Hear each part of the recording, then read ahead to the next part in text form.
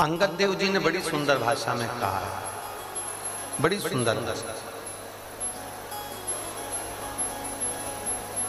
श्री अंगद देव जी कहते हैं कि जब जंगल में कहीं आग लगती है, जब जंगल में कहीं बहुत अग्नि लग जाती है, जंगल में आग लग जाती है,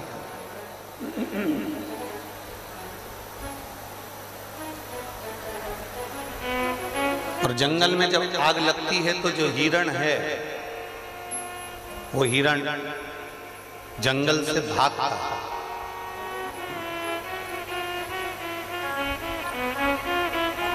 अंगद देव जी कहते हैं कि जो जंगल में आग लगी और आग लगी तो हिरण भागा, हिरण किसी दूसरी ओर नहीं भागता, हिरण भागता है तो जहां नदी है, तालाब है, बावड़ी है, सरोवर है, वहां हिरण भागा।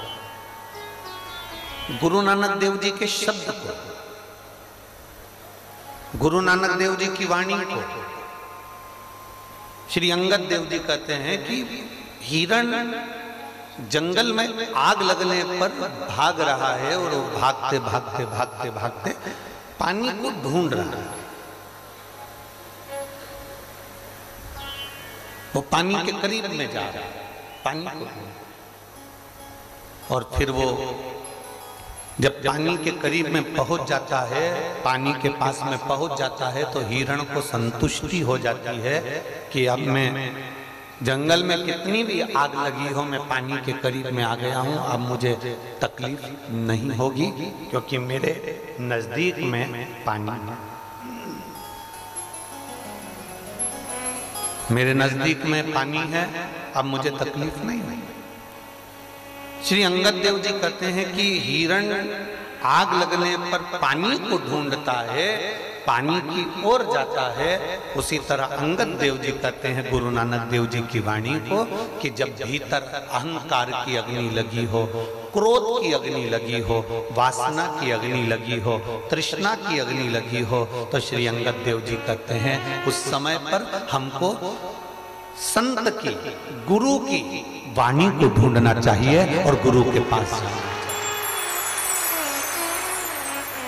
कहीं हमें शिव पुराण की वाणी को ढूंढ लेना है, कहीं गुरु नानक देव जी की वाणी को ढूंढ लेना है, कहीं नामदेव जी महाराज की वाणी को ढूंढ लेना है, कहीं संतों की वाणी को ढूंढ लेना है, कहीं सदगुरु की वाणी को ढूंढ लेना है। जब हम किसी सदगुरु, संत, साधु, सन्यासी, तपस्वी, साधक, उपासक के करीब में चले जाते हैं तो हमको फिर भय नहीं।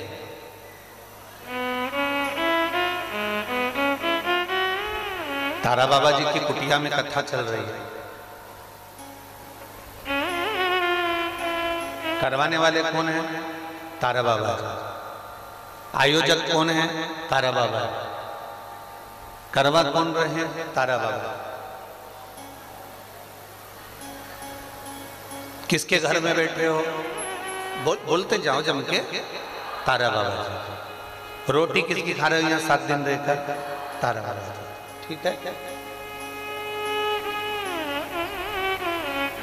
अब जरा विचार करिए, आयोजक भी वही है, करा भी वही रहा है, खिला भी वही रहा, पर प्रस्तुति हमारी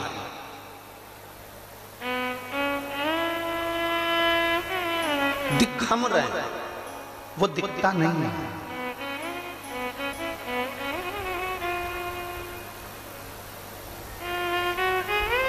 जो संत होता है, जो साधु होता है, जो सतगुरु होता है, वो सम्मुख में नहीं आता, वो पीछे से टेका लगा कर कह देता है कि लो जाओ, तुम्हारा ये काम हो जाए, जाओ तुम पहुंचो, तुम्हारा ये कार्य हो जाए। कभी तुम्हारे सामने आकर तुमको भरकर 2-4 लाख रुपए कोई गुरु नहीं देगा। बहुत अच्छे से सुन लेना जरा, बहुत समझदारी की कथा है। कोई गुरु, कोई संत, कोई साधु, कोई सन्यासी, कोई तपस्वी, कोई साधक, कोई उपासक अपनी तिजोरी में से 2-4 लाख रुपए निकालकर तुमको कभी नहीं देगा, कभी भी नहीं देगा। क्यों? क्योंकि गुरु संत साधु तुमको भिखारी नहीं बनाना चाहता, वो तुम्हें मेहनत करना सिखाएगा और मार्ग बता देगा कि वहां चल।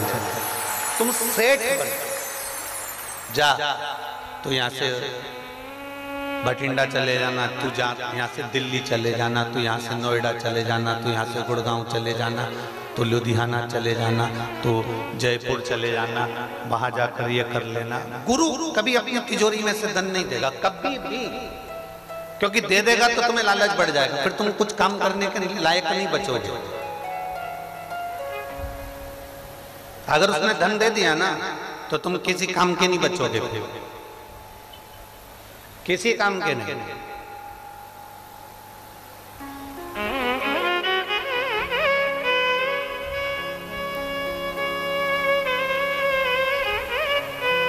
एक चेला, हम पहले इस कथा को बोल चुके हैं तो उसमें अपने स्मरण में रहा होगा, उसके स्मरण में हमको आएगा। एक चेला, उसकी बहन की शादी है और बहन की शादी है और उसको आश्रम से जाना है। अब गुरुजी से कैसे कहे कि मेरी बहन की शादी है, फिर भी उसने मन करा कि मैं अपने गुरुजी से ये कह देता हूं कि मेरी बहन की शादी। गुरुजी के पास में इतनी सारी प्रॉपर्टी है, गुरुजी के पास में इतना बड़ा मठ बना हुआ है, इतना बड़ा आश्रम बना है, तो गुरुजी मेरी बहन की शादी में 2-4 लाख रुपए, 25-50 हजार रुपए दे दे। शिष्य ने गुरुजी से कह दिया, गुरुजी मेरी बहन की शादी है, मैं कुछ दिन के लिए जा रहा हूं, चले जाऊं? गुरुजी ने कहा जा, चले। गुरुजी हम बहुत गरीब हैं, हमारी परिस्थिति ठीक नहीं है, हमारी परिस्थिति ठीक नहीं है, चले जाओ। जा चल जा। गुरुजी लड़के वालों ने डिमांड भी बहुत करी है पर हमारी इतनी औकात नहीं है। गुरुजी ने कहा ठीक है चले जाओ। अब शिष्य ने कितनी बात घुमा घुमा कर गुरुजी को बताई, पर गुरुजी ने एक बार भी नहीं किया कि अंदर से तिजोरी खोल के 50 हजार रुपए दे दूं, चले जा। नहीं। अब वो जाने लगा तो गुरुजी ने आवाज लगा कर कहा, सुन, सामने एक झोला रखा है, उस झोले में 5 किलो अनार रखे हैं। अब चेले ने सोचा माथा भड़ी को अनार को क्या क्या, शादी में अनार का क्या काम है? झोले में अनार रखे हैं, वो लेकर चली जा तेरी बहन की शादी में। अब गुरु ने उसको अनार दे दिया।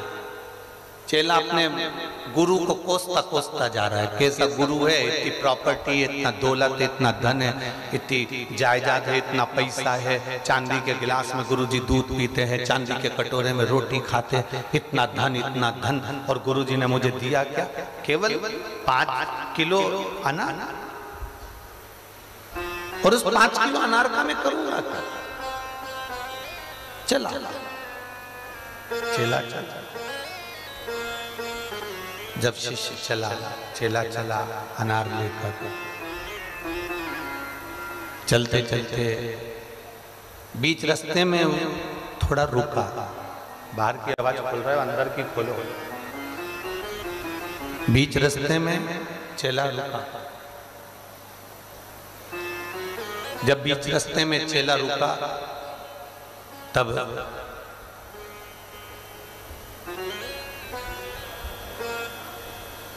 एक राजा बीमार पड़ गया था,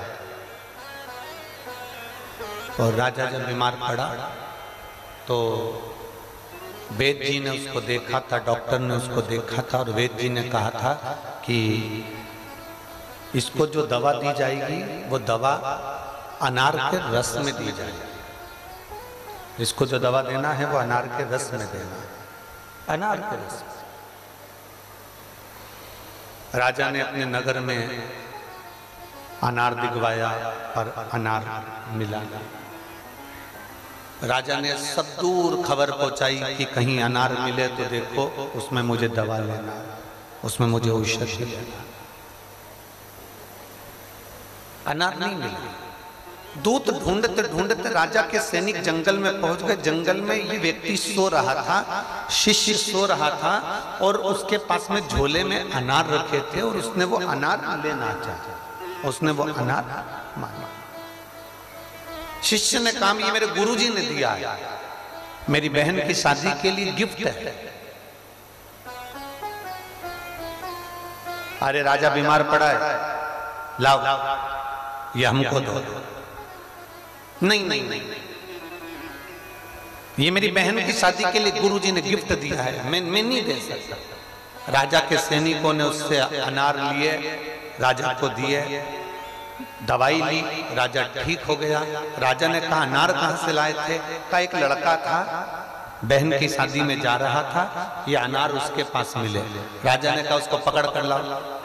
शिष्य को पकड़ कर लेकर आए, राजा के सामने लाकर खड़ा करा।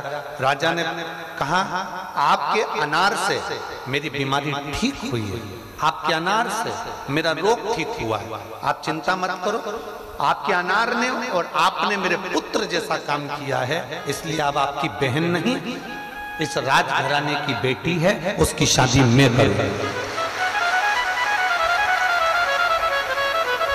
उसकी शादी मैं करूंगा।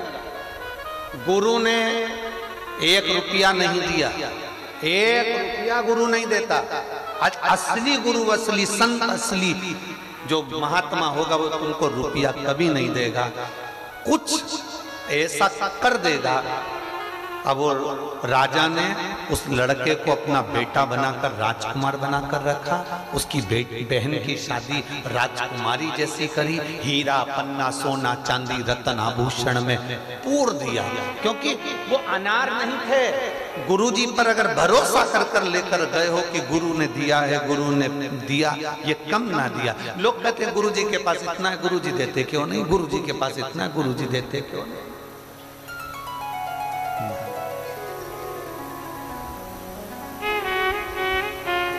गुरु धन नहीं देता कभी भी, संत सतगुरु कभी धन नहीं देगा।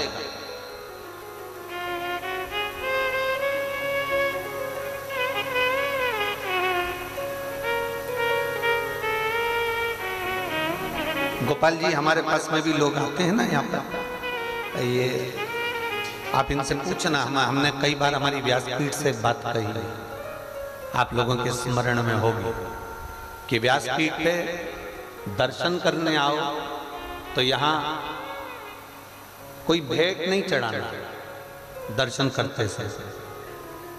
कई लोग आते हैं, गुरुजी आपके पास में डमरू रखा है वो हमको दे दीजिए। हम करेंगे भी क्या, डमरू यहीं रखा रहता है, पर तुमने केवल वस्तु मांगी, तुम्हें मांगना था झोली पसार कर इस व्यासपीठ की एक बेलपत्र दे दीजिए और इससे बढ़कर कुछ नहीं। एक बेलपत्र, एक बेलपत्र का फल क्या होता है, एक बेलपत्र का स्वरूप क्या होता है, एक बेलपत्र का कीमत क्या है।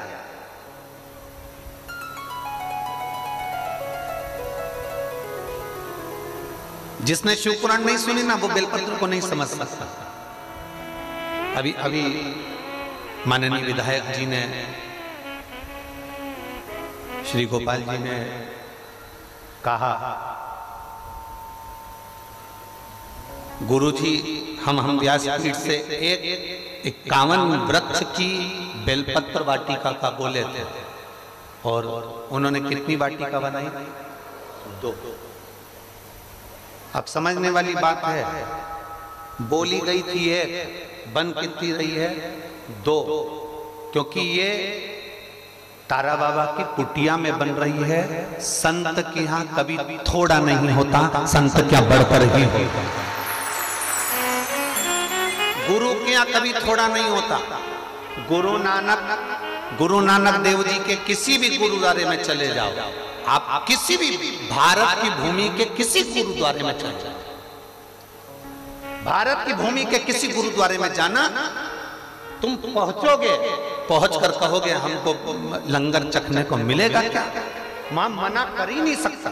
वो बोलेगा ही नहीं कि यहाँ लंगर नहीं है, तुम नहीं चख सकते, यहाँ पर हमारे पास व्यवस्था नहीं है, रोटी नहीं है, सब्जी नहीं है, या ये नहीं है, या भाजी नहीं है, वो बोलेगा ही नहीं। तुमने बस कहा और तुमने कहा लंगर चखना है, लंगर दे, तो वो तुरंत करेगा बैठो अभी आए। ना का संबोधन नहीं है और थोड़ा नहीं होता।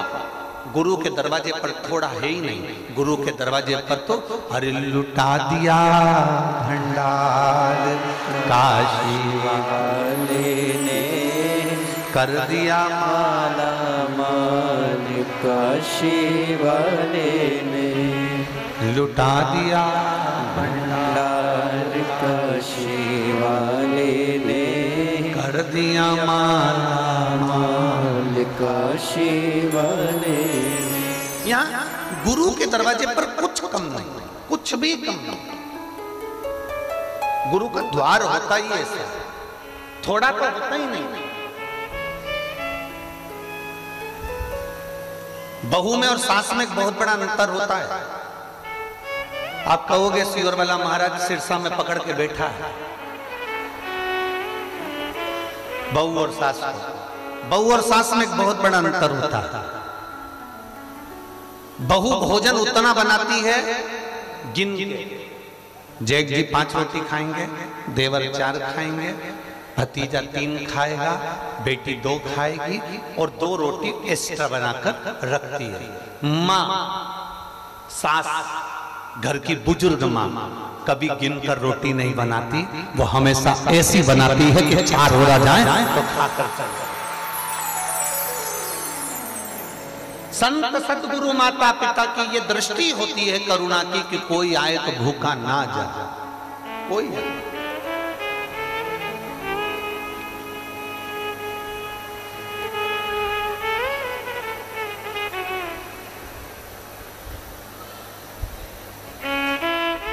जो दिल से पुकारता है वो दिल से एक पत्र है, देखिए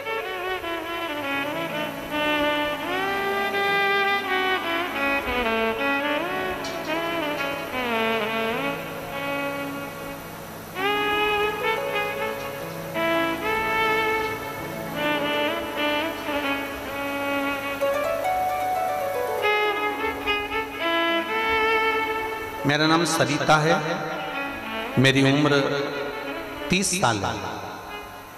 मैं छापरोली जिला बागपत उत्तर प्रदेश की रहने वाली हूँ। कहीं बैठी हूँ आप यहाँ? श्री शिवाय नमस्ते।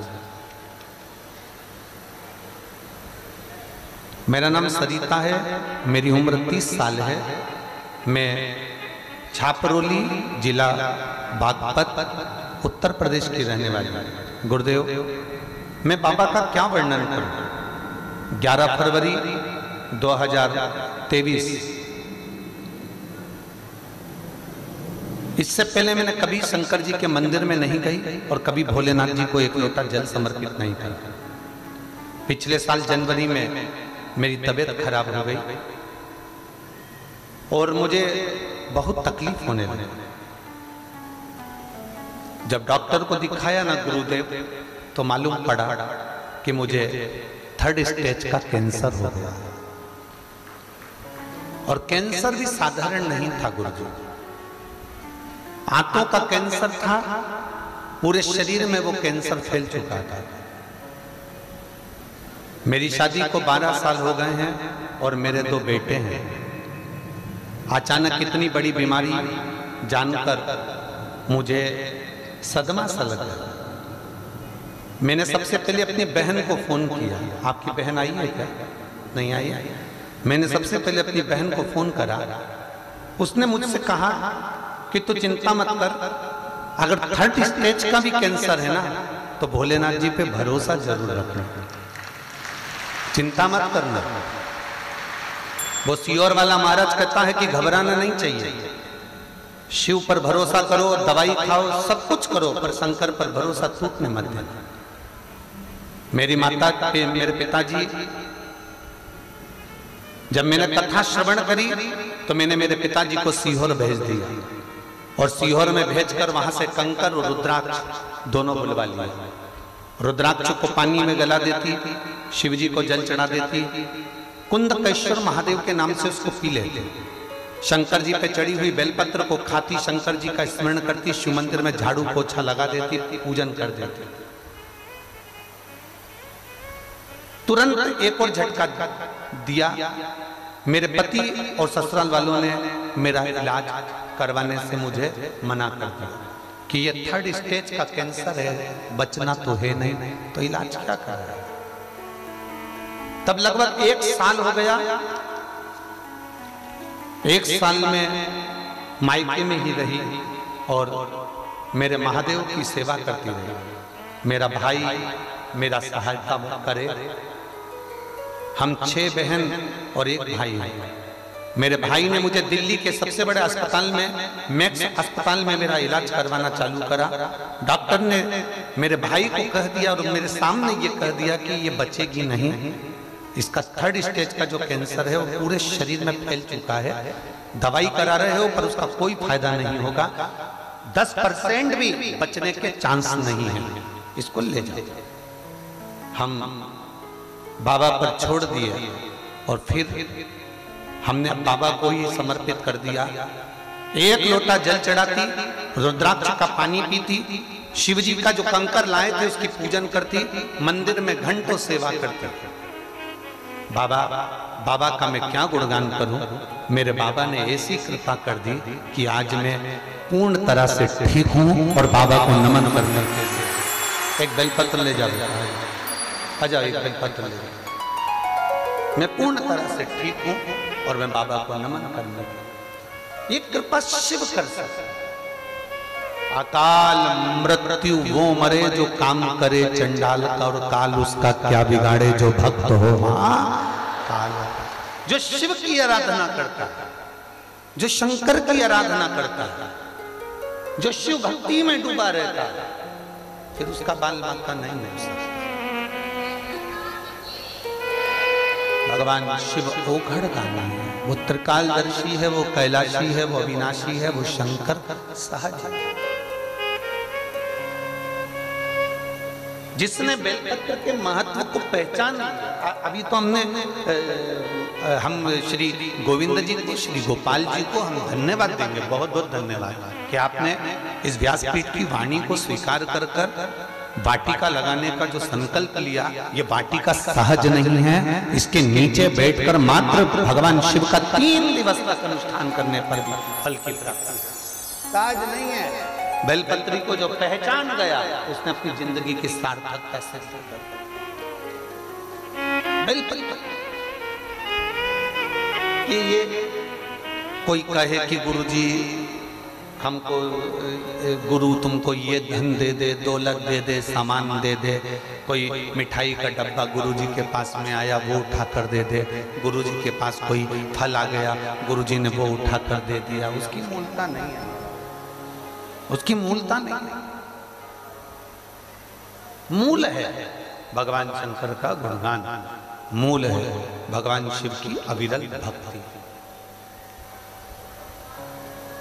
और तेरी कृपा बिना ना हिले एक भी अणु, लेते हैं श्वास तेरी कृपा से तनु तनु। बहुत अच्छा, गावन अच्छा कर दिया ना।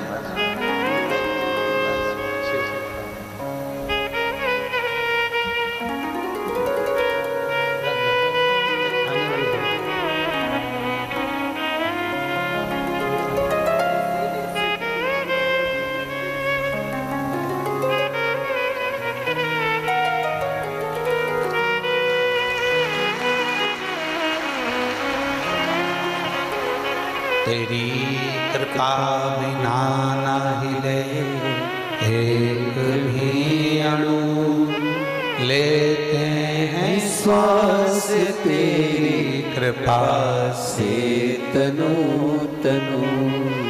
हे गंगाधार मुक्ति द्वार ओमकार तू, भोले ओमकार तू, आयो शक्ति हारी शंभु तार तार तू। बखान क्या करूं मैं राहों के ढेर का, चपटी भभूत में खजाना कुबेर का। हे गंगाधार मुक्ति ओमकार तू, भोले ओमकार तू, आयो शरण तिहारी शंभो तार तार तू। जो पहचान गया गुरु धन नहीं देगा, कोई संपदा नहीं।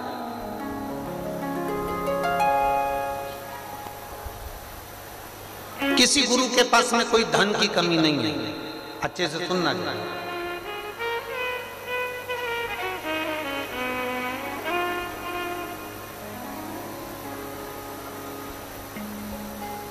किसी गुरु के पास में कोई संपदा की कमी नहीं, कोई वैभव की कमी नहीं, कोई धन की कमी नहीं, कोई सत्ता की कमी नहीं, पर गुरु नहीं देगा।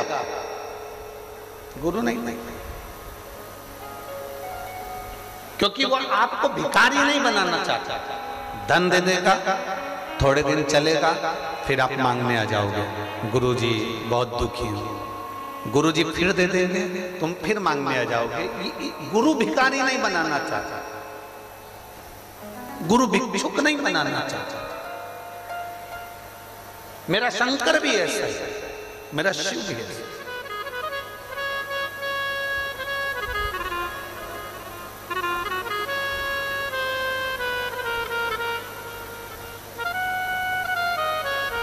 हमने पहले कहा था कोई जल्दी बनता है, कोई लेट बनता है, शंकर को जल चढ़ाने वाला एक दिन सेठ जरूर बनता है। हम पहले कहे कोई जल्दी बनता है, कोई लेट बनता है, थोड़ा समय लग सकता है, थोड़ी तकलीफें ज्यादा आ सकती है, थोड़ा कष्ट जिंदगी में आ सकता है, पर एक दिन सेठ। अब किसी ने कहा कि वो तो खुद वीराने में रहता है। तारा बाबा को देखो, अभी अभी तो ये कुटिया बड़ी बन गई, पर तारा बाबा की जो कुटिया है जिसके अंदर वो रहते थे, अंदर जाके तुम कभी दर्शन किए होंगे। टाट बारदान क्या बोलते इधर, बारदान बोलते, बोरा बोलते, टाट बोलते। टाट उनकी पूरी कुटिया में कम से कम 15 जगह पे टाट रखे हैं। लोहे की पेटी, कोई कीमती वस्तु कुछ भी नहीं है। ओघड़ अड़भंग, जैसे शिव रहते हैं वैसा वो रहते हैं। लोग कहते हैं शिव जी के पास में तो कुछ भी नहीं है, शंकर जी के पास में ना बहुत सारा धन दिखता है, ना कोई वैभव दिखता है, ना कुछ दिखता है, कुछ भी नहीं है शंकर जी के पास। फिर ऐसा क्या है? मंगलवार का व्रत करते हो, तुमने हनुमान जी का व्रत करा, मंगलवार का व्रत करा,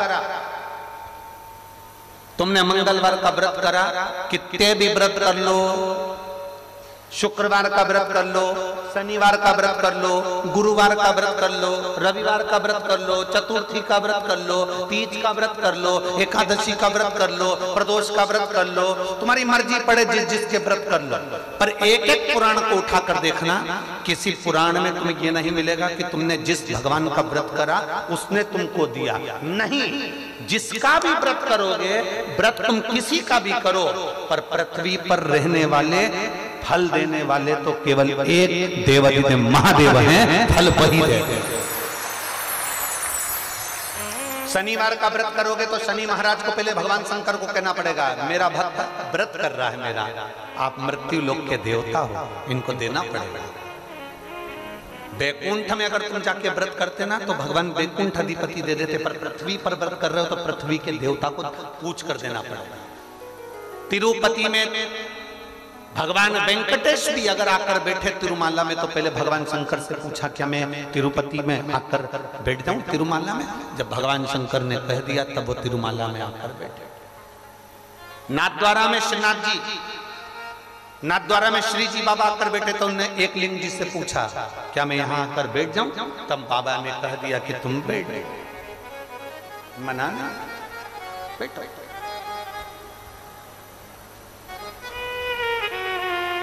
तुम किसी का भी व्रत करो, तुम्हारी मर्जी पड़े उसका व्रत करो, तुम्हारी मर्जी पड़े जिसका व्रत करो, तुम्हारा जो मन पड़े उसका व्रत करो, पर फल जिसका तुम व्रत कर रहे हो वो फल नहीं देते, शंकर भगवान को देना पड़ता है देवताओं के कहने पर कि इसने व्रत किया इसको फल दूंगा।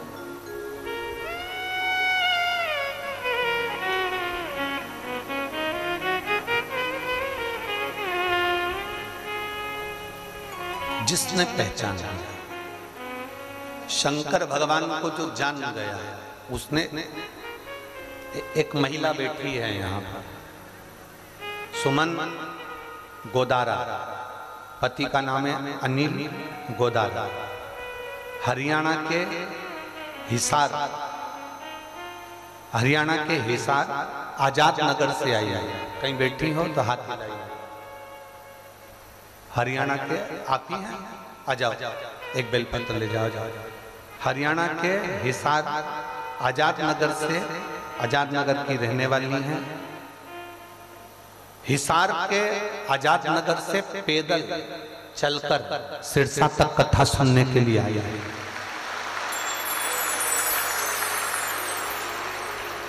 पैदल चलकर आई।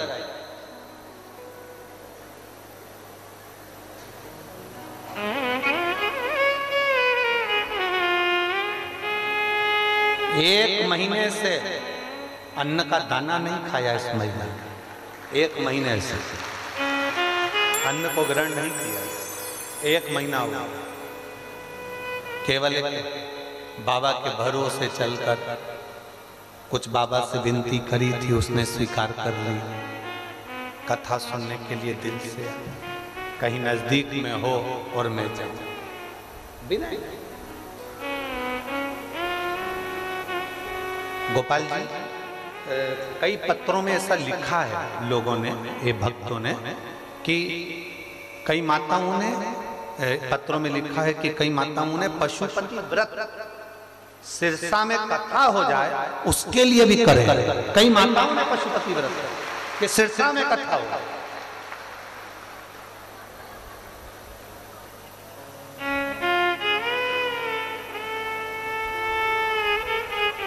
ये शिव भक्ति है, ये ओघड़ दानी की भक्ति है, शंकर की विरल भक्ति है। उसको पहचानना बहुत कठिन है, उसको जानना बहुत कठिन है। जिस दिन हम उसको पहचान गए, जिस दिन हम उसको जान गए, जिस दिन हम उससे पहचान गए, जिस दिन हम उसको जान गए, पहचान गए, उस दिन वह हमारे करीब में होगा और हम उसके करीब में होंगे। जिस दिन हम जान गए उस दिन वह हमारे करीब में होगा, हम उसके करीब। शिव महापुराण की कथा कहती है, हिरण भागता है पानी की ओर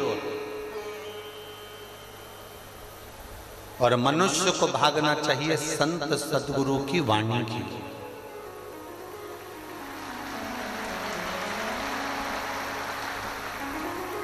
अब हम आपसे पूछें, चाकू, खंजर, तलवार, तीर, बंदूक की गोली और वाणी,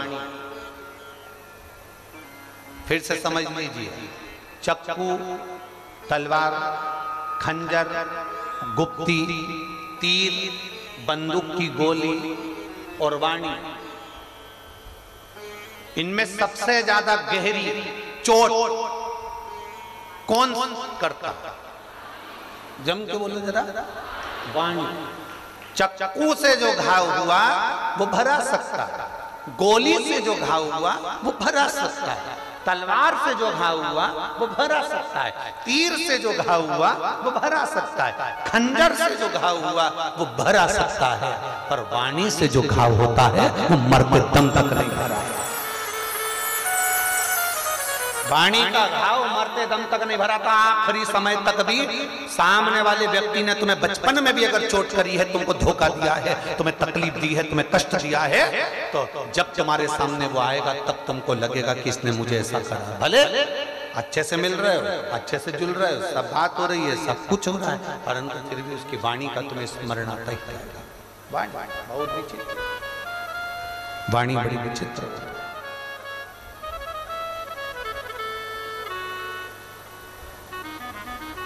खंजर से तेज चलती है भाई। इसीलिए आप लोगों से हमने बार बार कहा कि हिरण पानी की ओर जाए, तुम गुरु की, शिव पुराण की, संत की, साधु की वाणी की ओर जाए, तुम वाणी की ओर।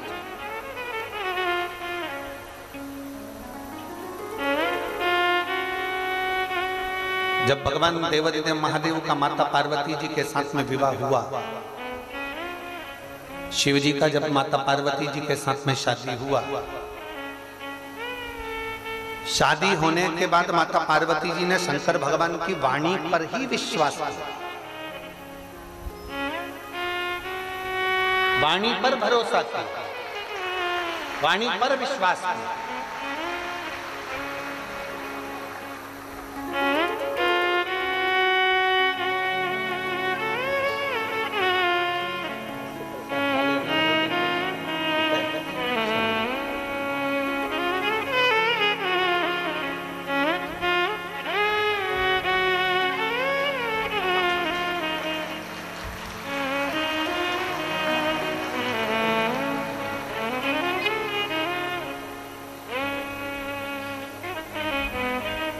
शिव की वाणी का भरोसा बड़ा प्रबल है, और जिसने शंकर की वाणी का भरोसा रखा है,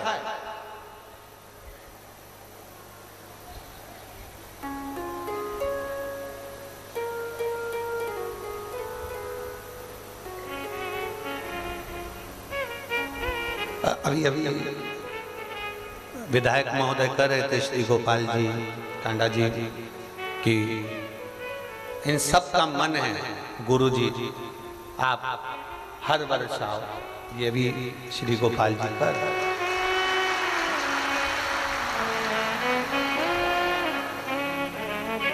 हमारा और तुम्हारा कोई बैर नहीं है, हो कोई हमारी तुम्हारी दुश्मनी नहीं है कि हम नहीं है, पर हमने एक बात अपने जीवन में हमेशा उतारी है, वो आज भी कहता है, आहों में असर होगा,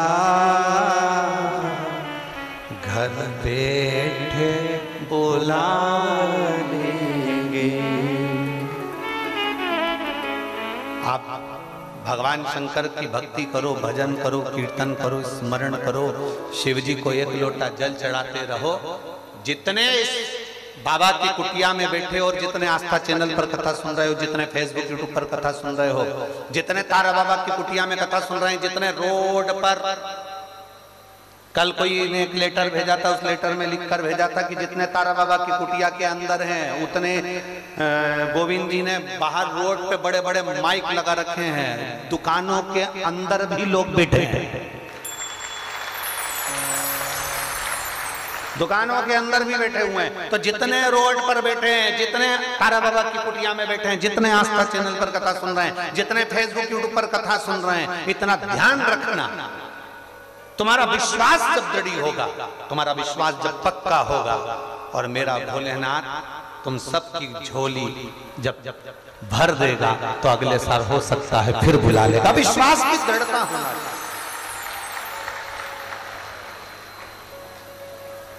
विश्वास की दृढ़ता हो, मालूम पड़े हम इस बार कथा के कर चले जाएं और तुम्हारी झोली खुशियों से ना भरावे, तो तुम अगले साल कथा में आओगे? अरे बोलो तो जम के नहीं। इसलिए मेरे भोले बाबा से इतना निवेदन जरूर करूंगा कि जितने आए हो इतना भर देना, इतना भर देना, इतना भर देना कि अगले बार फिर आके यहाँ बैठे। एक बेटी है जो भटिंडा में आई थी सुनने के लिए, एक भटिंडा वाली कोई बेटी,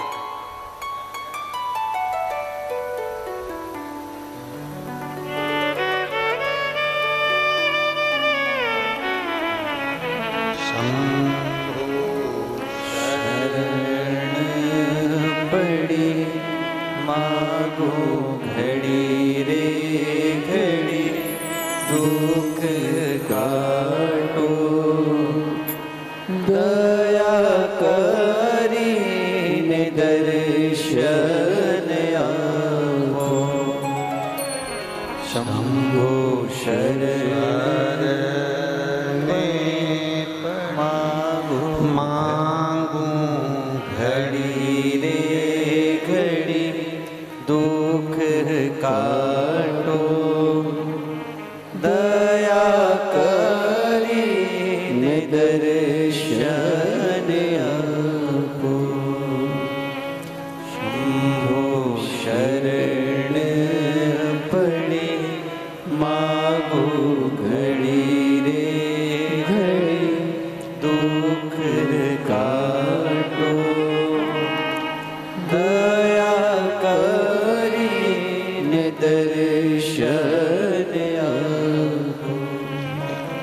पत्र था, जिस पत्र में उन्होंने लिखा था, मैंने भटिंडा की कथा श्रवण की।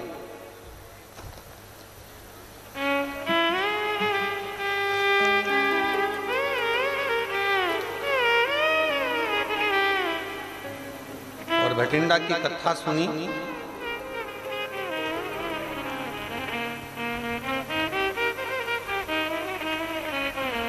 इसमें रख के भेजा था, ठीक है।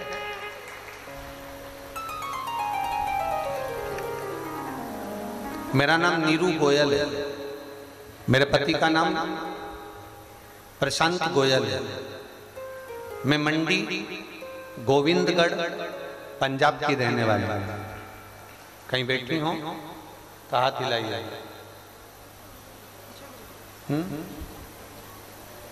हाँ ठीक है, दिख गए। श्री शिवाय नमस्ते। मैं मंडी गोविंदगढ़ पंजाब की रहने वाली हूँ। मेरा मोबाइल नंबर यह है। बाबा के चरणों को नमन करती हूँ। श्री गोपाल जी को, गोविंद जी को साधुवाद देती हूँ, धन्यवाद देती हूँ, जिन्होंने हमारे भाग्य को चमकाने के लिए शिव पुराण की कथा को करवाया। साधुता एक लोटा जल का मैं वर्णन करना चाहती हूँ। मेरा भोले बाबा कोई साधारण नहीं है गुरुदेव। मेरे ओघरदानी ने ऐसी कृपा कर दी। मेरी बेटी का नाम तन्वी गोयल है। उसने नीट का MBBS की तैयारी के लिए कोचिंग लेनी थी, परंतु हमारे पास में इतना पैसा नहीं था। पारिवारिक स्थिति ऐसी नहीं है गुरुदेव कि कहीं से धन की व्यवस्था हो सके। तब आपके मुख से हमने कथा में सुना था, शिव महापुराण की कथा में पंडाल में शंकर के आए हुए भक्त को मौका मिल जाए तो एक जरा सा मुख झूठा जरूर करा देना। बन सके तो अपनी बोतल का पानी पिला दो, चाहे अपने घर से कुछ लाए हो वो खिला दो, पर उसको खिलाना जाए, मुख झूठा जरूर करा। हमारे पास में इतना नहीं था। हम भटिंडा की कथा में पहुंचे और हम केवल थोड़े से बिस्कुट के पैकेट लेकर हम वहां पहुंचे और हमने वो बिस्कुट का पैकेट वहां पर खिलाया। हमको नहीं मालूम था कि मेरा बाबा इतनी जल्दी कृपा कर देता है और इतनी दया कर देता है।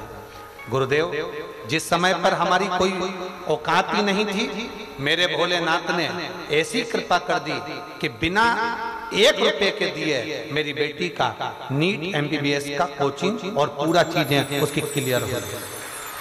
बाबा, आप तो कह जाते हो कि पंडाल में बैठकर कथा सुनने वाला खाली नहीं जाता, पर हमको लगता है आपकी वाणी को शंकर स्वीकार करता है। इसलिए हमारे पास में इतना भी नहीं था कि हम बच्चों को अच्छे से एजुकेशन कराते। भटिंडा की कथा और सिरसा की कथा में कोई अंतर नहीं है गुरुदेव, केवल 1-1.5 महीने का अंतर है। पर 1 महीने के अंदर मुंह झूठा कराने का क्या फल होता है? कोई मुझसे पूछे, आज बाबा की कृपा से 20-20, 25-25 लाख भी बाबा मुझे प्रदान कर रहा है और मुझे कोई कमी नहीं। मैं बाबा को धन्यवाद देने के लिए, ये शिव तत्व ओघड़ी है। ऐसा हाथ हिला दो बहने के बाद। श्री शिवाय नमस्ते। गुरुदेव दुनिया के आगे हाथ फैलाते थे, कोई साथ नहीं देता था, पर जब से शिव पुराण की कथा सुनी है तब से मेरे बाबा ने मेरा हाथ नहीं छोड़ा, वो देने में पीछे नहीं हटता। ये शिव तत्व, बैठिए बहन, शिव तत्व इसी को कहते हैं। शंभु त्रिकालदर्शी, कैलाशी, अविनाशी, शंकर उदार है। उसकी कृपा को पहचानना कठिन, उसकी दया को जानना कठिन।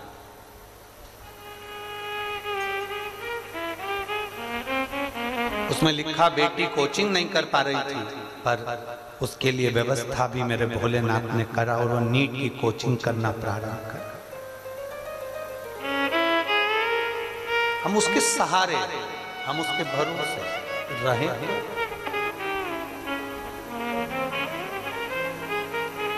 और खाली ना जाता कोई दर से तुम्हारे, खाली न जाता कोई दर से तुम्हारे, मैं भी खड़ी हूँ नली बाहे फसारे, अपने हृदय से लगा लगा लो, गिरा जा रहा हूँ, उठा लो उठा भोले अपने दर से अब तो ना लो, गिरी जा रही हूँ, उठा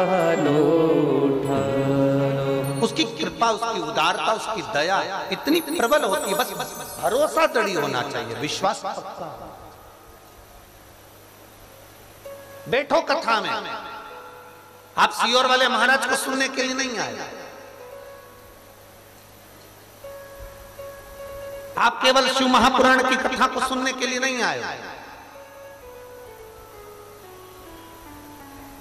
आप 7 दिन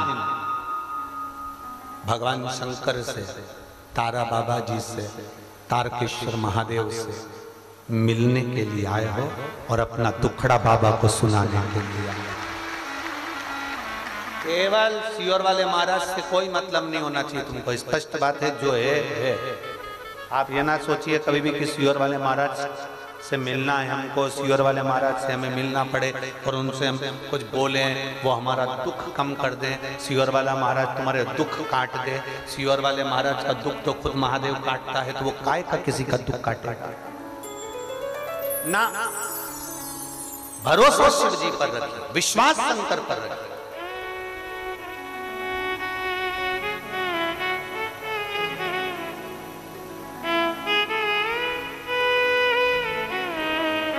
कितना सुंदर एक संवाद है रामचरितमानस का, स्मरण करिएगा जरा।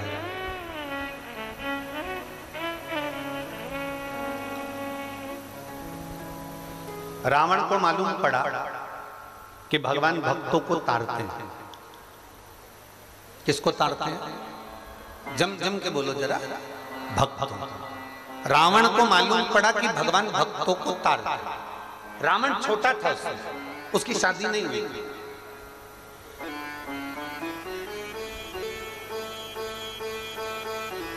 अनमैरिड, शादी नहीं हुई है, संबंध पक्का भी नहीं हुआ था रावण, और उसने बहुत उपद्रव मचा रखा था पूरी पृथ्वी पर, पूरी सृष्टि में उपद्रव मचा।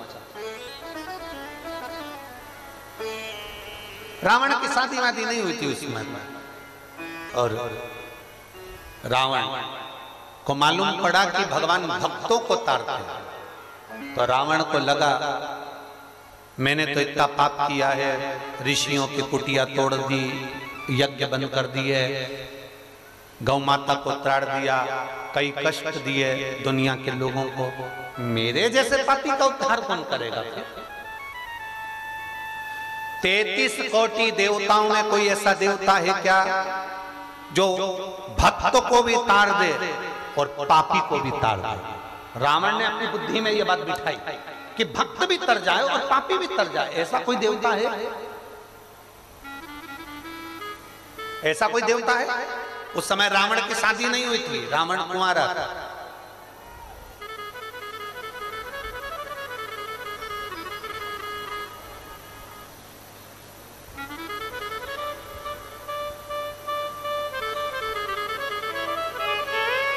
रावण भटकता रहा। उसने सुना भगवान भक्त को तारता है, पर मैंने तो पाप कर्म किया है, मुझे कौन तारेगा? 33 कोटि देवताओं में कोई ऐसा देवता नहीं है जो भक्त को भी तार दे और पापी को भी तार दे। रावण भटकते भटकते